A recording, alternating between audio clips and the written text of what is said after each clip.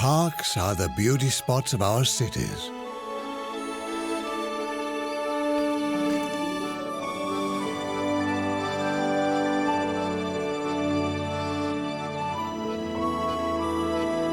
Urban sanctuaries for nature, people, and culture. We explore 5 of the most beautiful city parks in Europe, in all 4 seasons.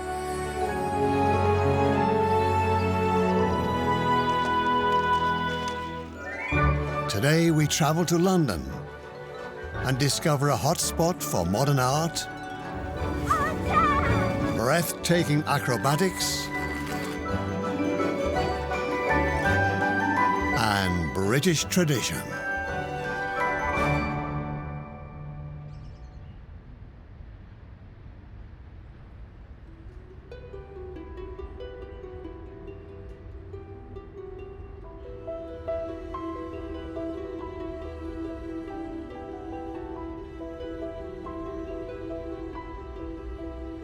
One of the most famous parks in the world, London's Hyde Park.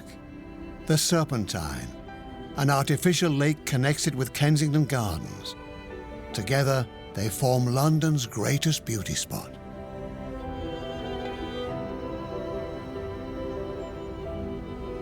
When the park's cherry trees open their first tender buds in April, spring has finally arrived in the British capital.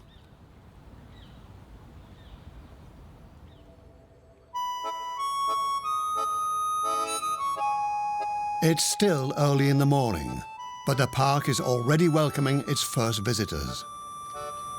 Some on 2 legs and some on 4.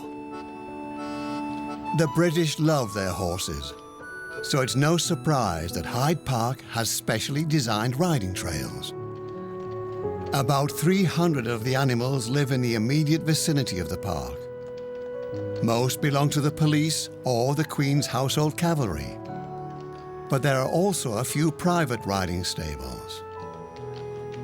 And it's quite amazing that in a city like London, you find like a big space that you can actually ride for a long time. Especially early morning, there's not that many people in the park, so it feels like it's just for yourself.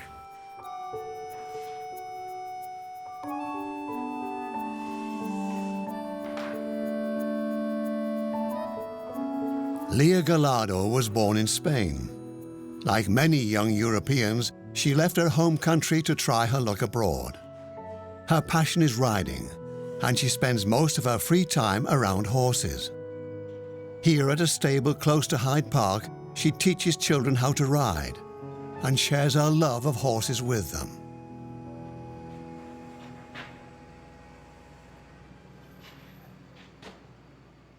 What makes it special to ride a horse? I would say you can actually know what they're thinking, kind of thing. It's just like a really deep kind of connection between you and the horse.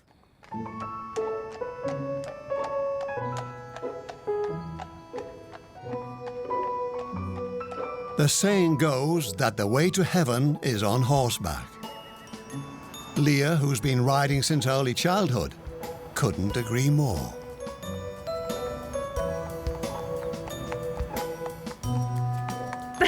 You just feel it. It's just feelings. It's not actually that you set to horse, oh, do this and they do it. It's not mechanical. It's just feeling, like you just know what's going on or know how the horse feels.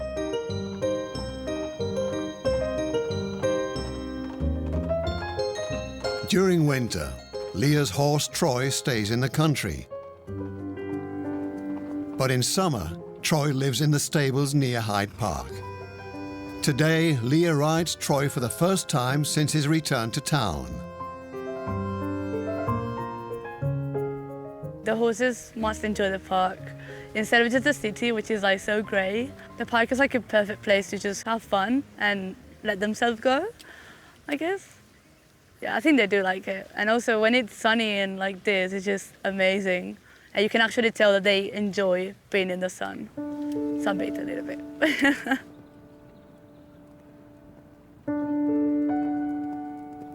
Hyde Park is a great place not only for horse riding, but also for cycling. At almost all the entrances, visitors can rent bicycles for little money. Hyde Park's visitors come from all over the world, and quite a few of them have made Britain their new home. Just like the grey squirrels, originally they came from North America, but now they can be found all over Hyde Park.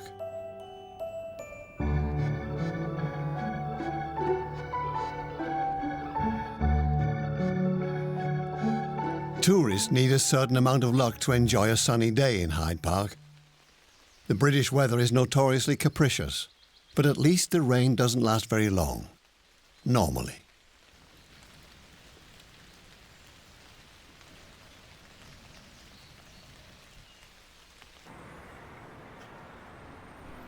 It's Sunday afternoon. At Marble Arch Underground Station to the northeast of Hyde Park, Patrick McEvoy sets off for Speaker's Corner. Patrick originally came from Ireland. The skilled carpenter lost his job at a London construction site in the wake of the financial crisis. This experience brought him here for the first time 5 years ago.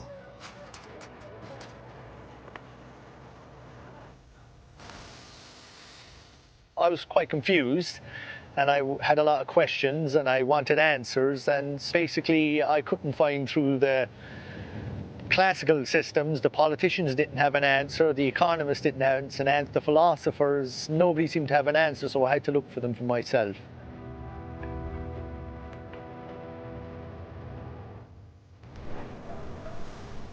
I attended here initially as a spectator or a heckler, if you like, and eventually I picked up the courage enough to put my own case forward. I'm a carpenter. That is my profession. I've a lot of beef with the economic system in the world today and the political system.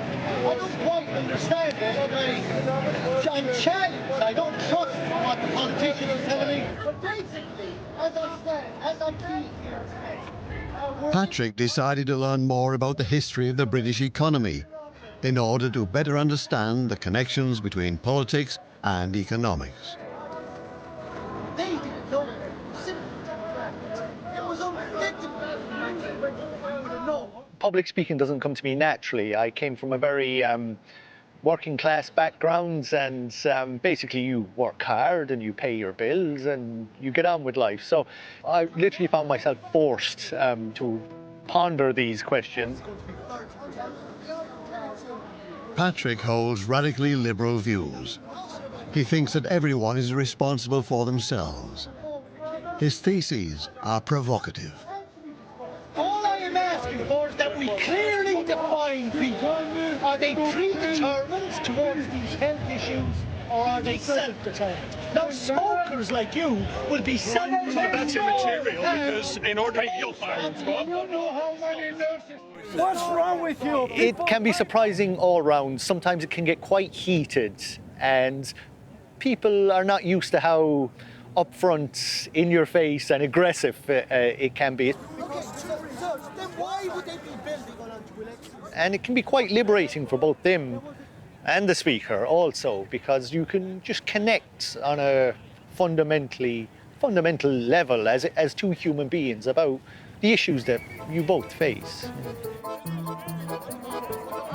Every Sunday for almost 150 years, people have been congregating at the northeastern corner of Hyde Park to express their views.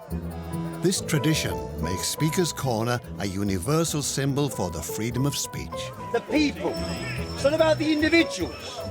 Why is it that the interests of private companies are superior to the interests of society as a whole?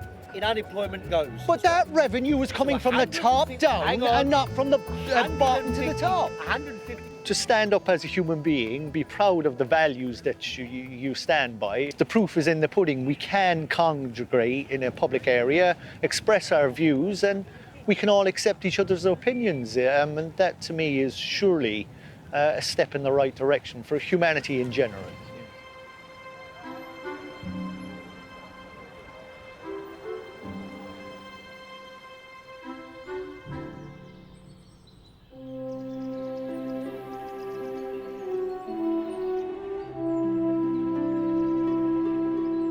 Meanwhile, summer has arrived. We are in the northern part of Hyde Park. Lush wild meadows make us forget that we are still in the middle of London. Here, the park still looks a bit like the old hunting ground that it originally was, almost 500 years ago.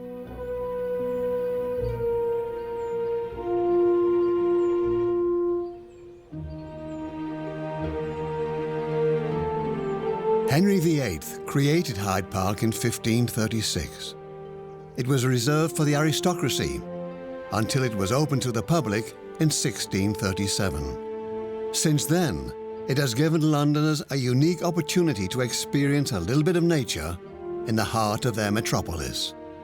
And a few lucky ones even have their workplace in Hyde Park, like Amira Gad. Hyde Park, Kensington Gardens is a place that even when I didn't live in London, I would come and visit. It's a more of a personal and friendly connection that I associate with the park. And it's now also this park that houses this gallery where I'm working that's giving me these incredible experiences. Half French, half Egyptian, Amira works as a curator at the Serpentine Gallery, an important museum of modern art. The gallery shows works by contemporary artists. At the moment, it displays the lifelike sculptures by American artist Dwayne Hanson.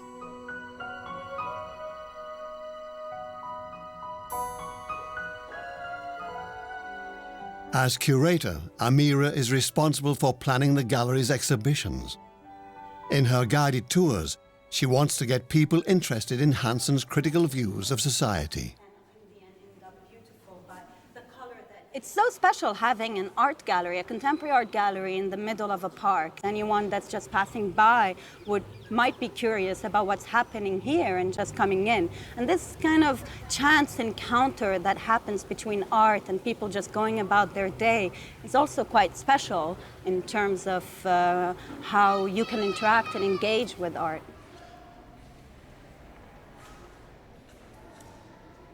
Hanson's realistic replicas of people warrant a closer look.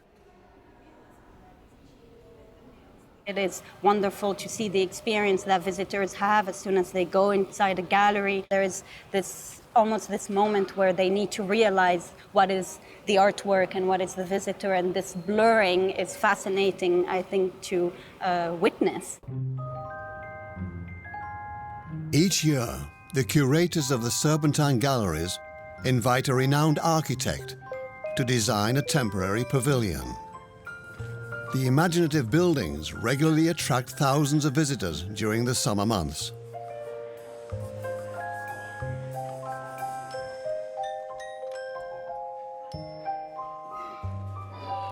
Over the years, it has grown to become a momentum as the start of the summer in the park, or maybe just for the people working at the Serpentine Galleries, but I would say even more so to regular visitors and Londoners in general who remember the opening of the Serpentine Summer Pavilion as the moment that summer starts.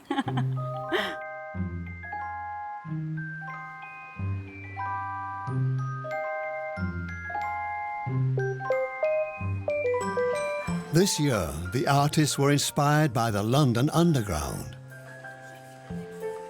The result is a maze of tunnels with dozens of entrances and exits.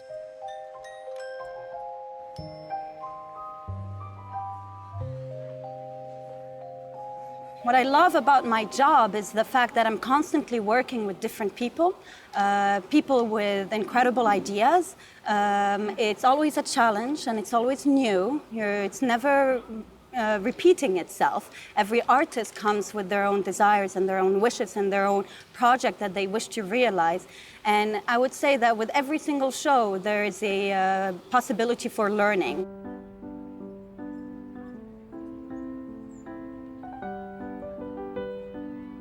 Many people working close by come to the park for their lunch break or for an evening stroll around the Serpentine. The artificial lake extends from north to south and gets its name from its snake-like form. Between March and October, visitors can enjoy a ride in one of the many pedal boats.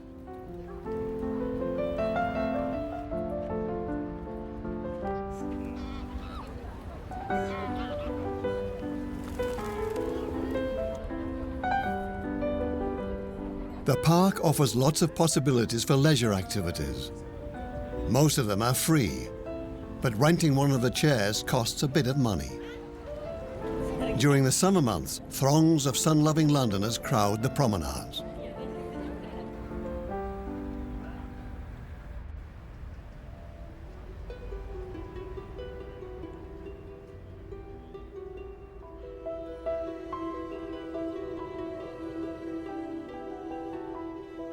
When night falls and the visitors go home, Adam Curtis and Philip Briggs start their work.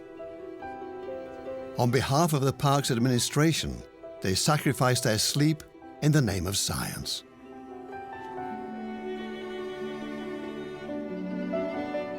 I really enjoy going out looking for bats, or rather listening to bats at night time. And we've come tonight to Hyde Park and Kensington Gardens to see what bats we can find here. Bats emit ultrasonic signals to orientate themselves and find their prey. Normally, these sounds are inaudible for humans, but there is a trick. You can buy a bat detector. I think that's about, in the UK, you're looking maybe something like £60, so less than €100. You can buy quite a sophisticated piece of electronics and go out and listen to bats and really make the night more fascinating. So anybody that enjoys being outside at night time, camping or walking, you'll find this is an invaluable piece of equipment as much as a pair of binoculars or a pair of walking boots are. Bats are nocturnal. After dark, they start hunting for insects that hover above and around the lake.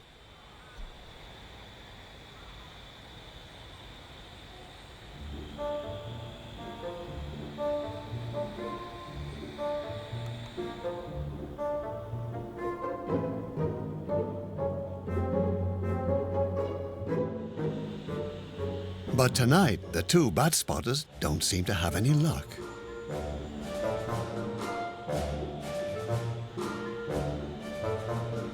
Adam and Philip decide to try the other side of the lake.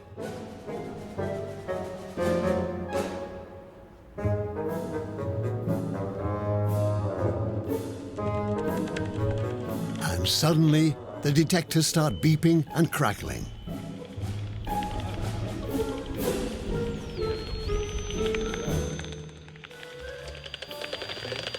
So you can hear by the sound that we're picking up that there's just an awful lot of bat activity around us.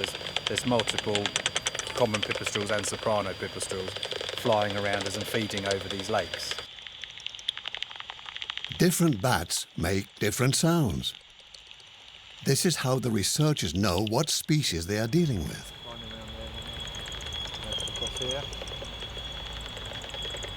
Oh, that was brilliant, that one. Right over I've got two small boys and they're constantly asking me what my favourite animal is, and I always say it's a bat. It's a big family joke that Dad is always a bat when we're playing Think of an Animal.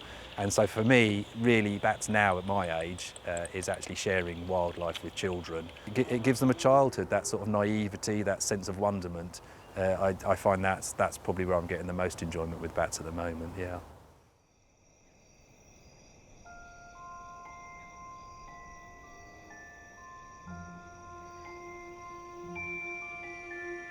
When King Henry VIII created Hyde Park in the 16th century, he built a fence around his hunting ground. Even today, the gates are closed every night.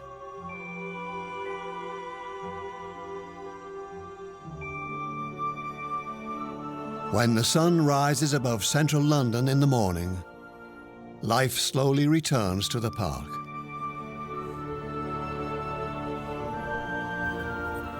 At around 6 a.m., the members of the Serpentine swimming club start swimming their laps.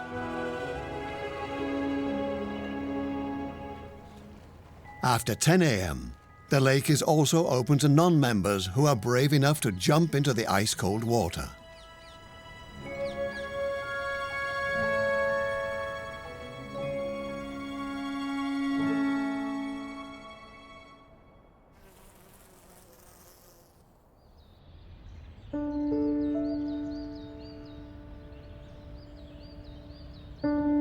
It's early October, and autumn is approaching in London.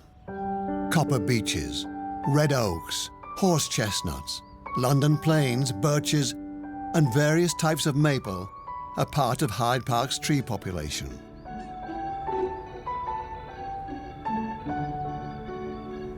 The leaves of the maple trees are the first to turn red and gold. Now Hyde Park is at its most romantic and colourful. The paths are getting emptier, and this makes autumn the best season for some serious inline skating. On the Serpentine Road, we meet Natalie Ujuk and CJ Lee, who are part of Hyde Park's skating community.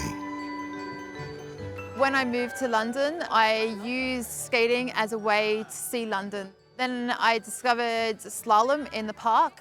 When I first saw it, I thought it was this most beautiful thing that I've seen on skates, but I always thought it was something very much out of my league. I saw people move their legs, I just thought it was not possible. But then a friend of mine and I decided to give it a go, and I was hooked since then.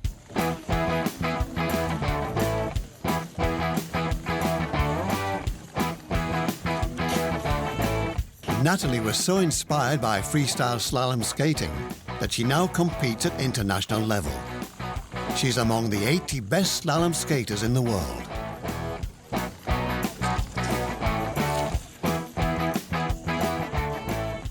I've been doing it for 6 years now, and I would say that I haven't had a break from it in those 6 years. I'm constantly here in the park, every day almost, if I can.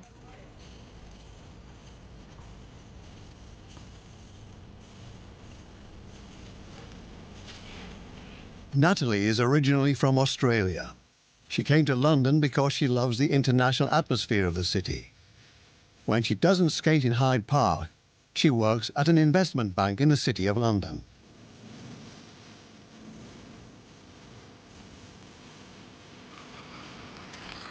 Slalom for me is like this creative outlet that I don't have in my job. I always believe that you don't achieve the trick until you free your mind from the trick that you're performing. So we'll just start here.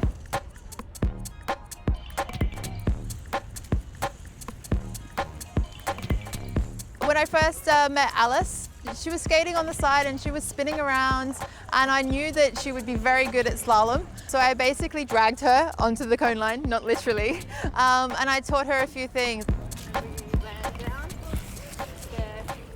And she's just excelled since then. And so it's been about a year, and she's winning the junior competitions. She's been sponsored, and she's going to be doing her first world championship soon. So she's really excelled in that time.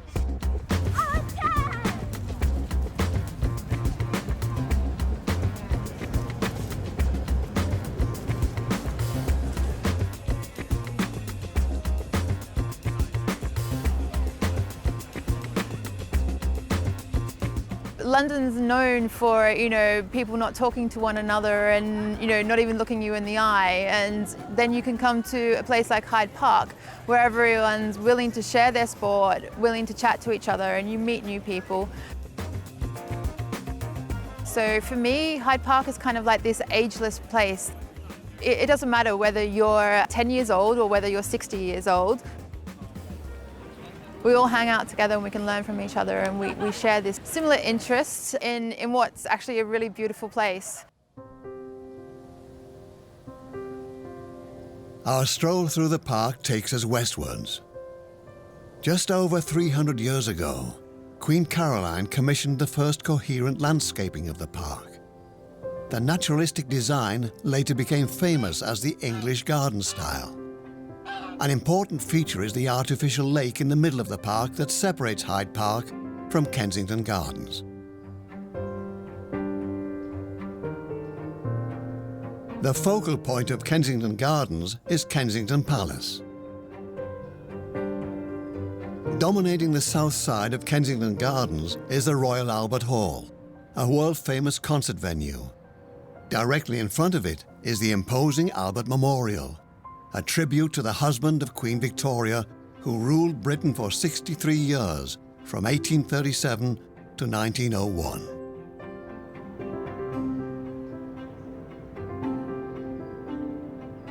Nearby Kensington is among the most expensive areas of London.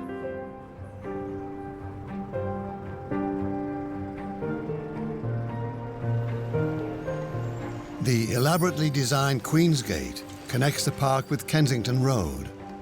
The proximity to the park makes Kensington one of London's most sought-after residential areas.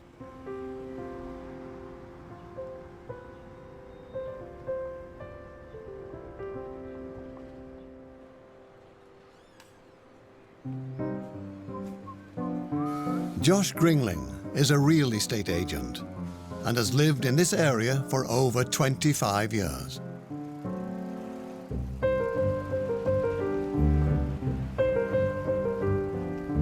Kensington is special because it's a real, genuine urban village. It's a very defined area. It has a lot of character. There are very nice pubs. There are very nice shops. You know your neighbours, and it has a very pleasant, almost Mary Poppins-like feel. Here in prime central London, we have a very broad range of people. I'm afraid the only thing in common is they're all got quite a lot of money. I'm very excited about this one. I think it's the right one for you. The buyers of these houses are usually from abroad. They're mostly looking for profitable investments. Triplets, obviously on 3 floors, and this is the ground floor entrance.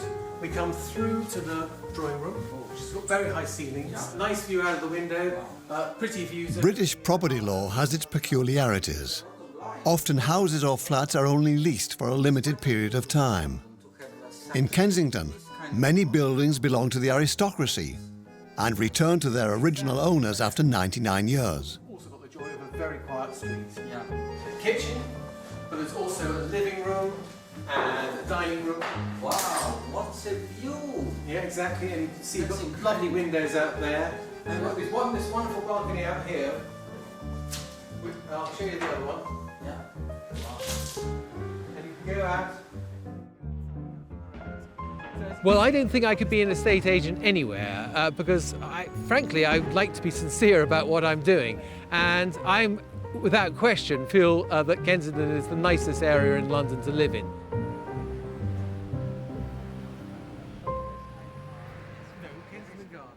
It feels a little bit like you're being Cupid between animate and inanimate objects. And when you see people light up, they try to be cunning and clever, but in reality, you know when they fall in love with a property. And it's a joy, actually.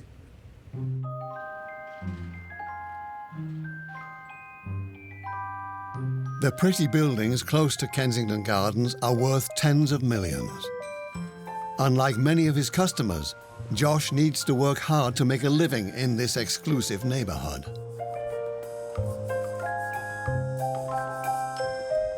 I think I used to dream when I was younger that I would have my lunch on a park bench every day, but that never happens. It's in the car, it's very fast, I gobble it down and I'm back doing my job, I'm afraid.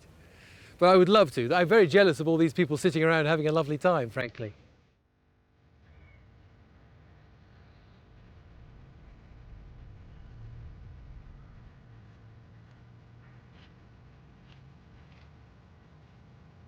It's one of the last sunny days in October.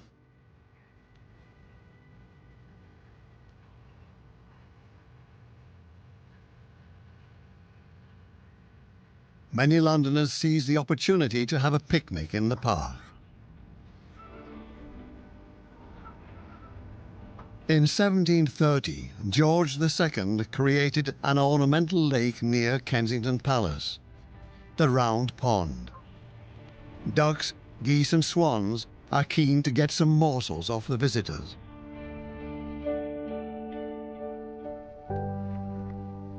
Kensington Palace is still a royal residence.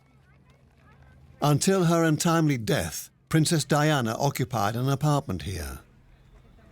The palace is located on the western edge of Kensington Gardens and is surrounded by spacious promenades.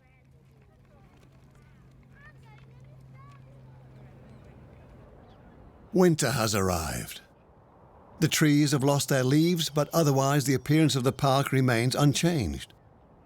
London has a very mild climate, with winter temperatures averaging around 7 degrees. Rebecca Rees is on her way to work at Kensington Palace. The royal family has been residing here since the 17th century.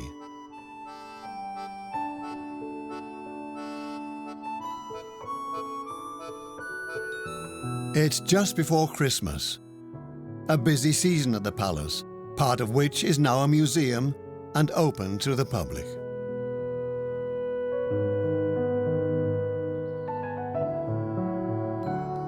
As a preventive conservator, my job is to look after the objects within the palace.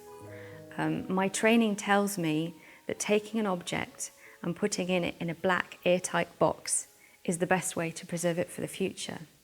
But obviously we have the alternate view is that we want to share this and its stories with the public. So we have to take a much more holistic view to the way that we care for the objects.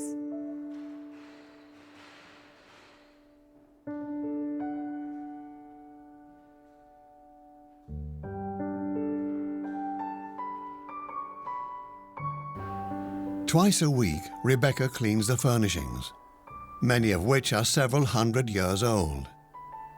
Keeping the palace and its interior in a pristine condition is a labour of love for Rebecca. When I was a child, I very often used to ask my parents to go and visit museums and stately homes, but I did lose that somewhat as I was getting older, and there seemed more exciting things out there. But eventually, in my previous job, I was sat there and I suddenly went, you know what? I'm just going to forget everything that I've done so far, and I'm going to go back to what I love. Because they say, isn't it, that when you have a job that you love, you don't work, you just spend your life with your passion. The cleaning of the period furniture requires patience and a lot of caution. Because over time the materials of the antique exhibits have become brittle and porous.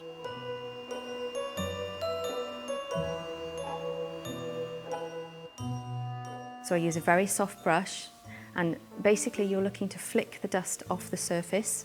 So in theory, the brush will never touch the material, it will only ever touch the dust. The four-poster bed that Rebecca cleans so meticulously is no ordinary sleeping place. It is thought to be the bed in which James Edward Stuart, the son of King James II, was born in 1688. Possibly one of the most exciting things about my job is that I get to open that showcase. I get to pick up that object and take it and touch it and clean it and really observe it in a way that sadly the public never will be able to.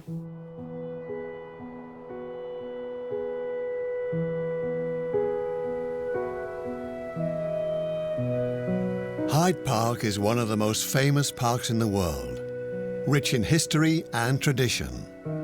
It sits right in the middle of a buzzing modern metropolis. With a total of 253 hectares, Hyde Park and Kensington Gardens form one of the largest urban parks in the world. It is one of the 8 public gardens in London that are still owned by the British Crown.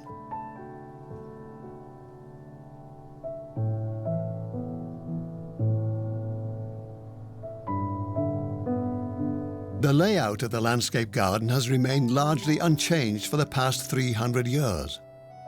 So a walk in the park is also a journey into the past. The Great Exhibition of 1851. Mass demonstrations of the British working class. Speeches by Karl Marx and George Orwell. The legendary concert by the Rolling Stones in 1969 with 500,000 visitors. The parkland in the heart of London has always played a central role in British history. Important events still leave their marks in the park, like this oval fountain dedicated to the memory of Princess Diana, who died in 1997.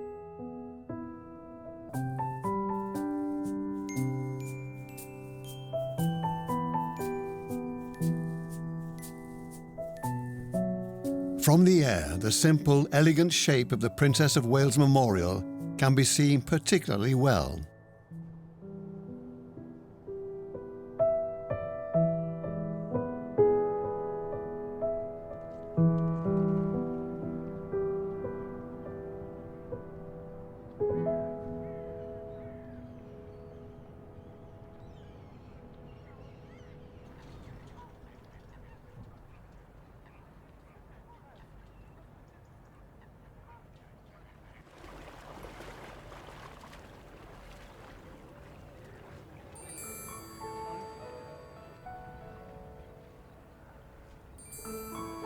Even at water temperatures just above freezing point, the hardy members of the Serpentine Swimming Club continue their morning routine. Why abandon a tradition that has lasted for over 150 years?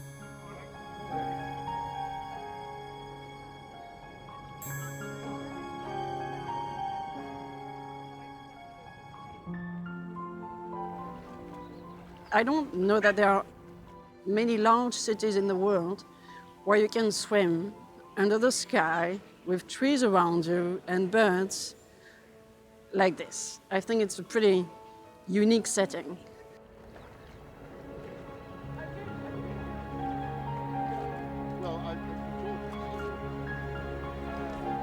The rules of the club prohibit the wearing of neoprene suits. Even experienced long-distance swimmers like Laurel Atham need to steel themselves before diving into the ice-cold water. It does take a while to get used to it. But when you do, and you swim in the morning, you feel great throughout the day. Extremely awake, you feel energized, and sometimes you even have a sort of euphoric high. Every Saturday morning, the club members compete against each other in a swimming competition. The swimmers don't all start at once, but receive an individual starting time according to their performance, a so-called handicap.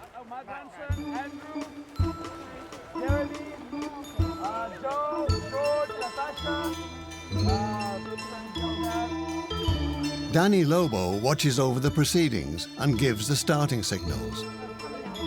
The club tradition requires regular training, otherwise the jump into the ice-cold water can be dangerous.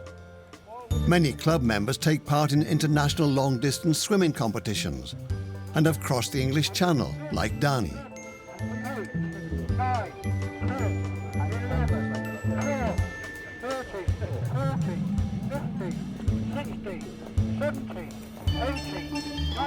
According to the Serpentine website, I'm the honorable handicapper. And what I do is basically record the times of everybody and put them in a database and make sure that it looks like a race, so everybody comes to a tight end and make it exciting. That's basically my job.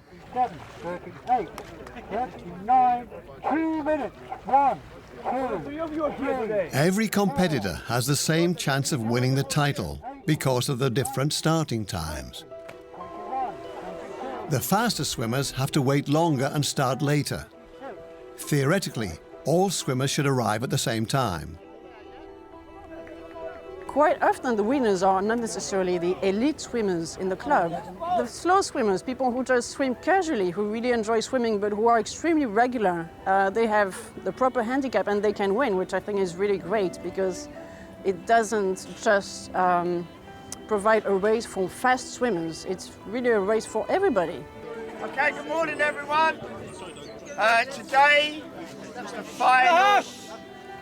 final race in the winter series.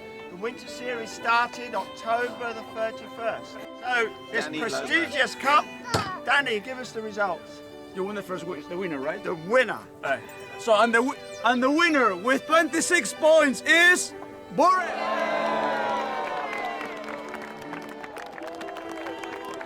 With the hardship that you endure from swimming in the cold, I think it creates bonds with people, and you get in there in the changing room shivering, and somebody will be there helping you to dress. If you cannot help yourself, they will make you tea. So, you know, there's a lot of camaraderie, and there's this level of friendship that it's very, very, very special.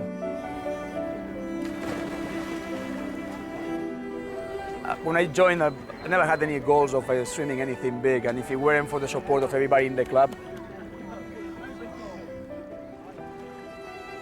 for me it's been a kind of even, I would say, a turning point in my life. Like, you know, I'm a better person because I'm part of this club, you know? So, that's it, really.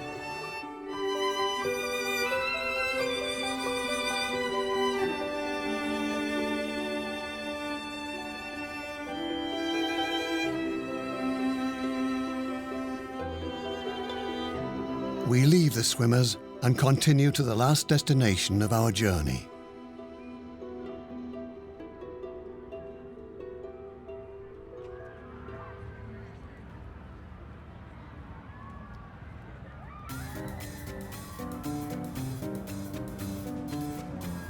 Between the end of November and the beginning of January, the lawns of Hyde Park are transformed into the most spectacular Christmas market in Britain.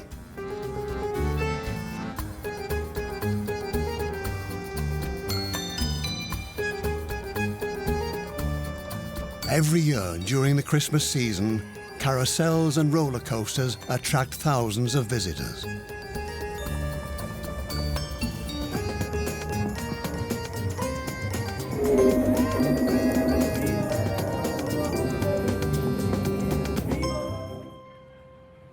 A major attraction are the huge ice sculptures. To keep them in shape, they are put up in a refrigerated tent. Whether in winter or in summer, Hyde Park is full of wonders and surprises. The park offers a welcome respite from London's hectic city life, a place for entertainment and fun, for culture and recreation, a true urban oasis.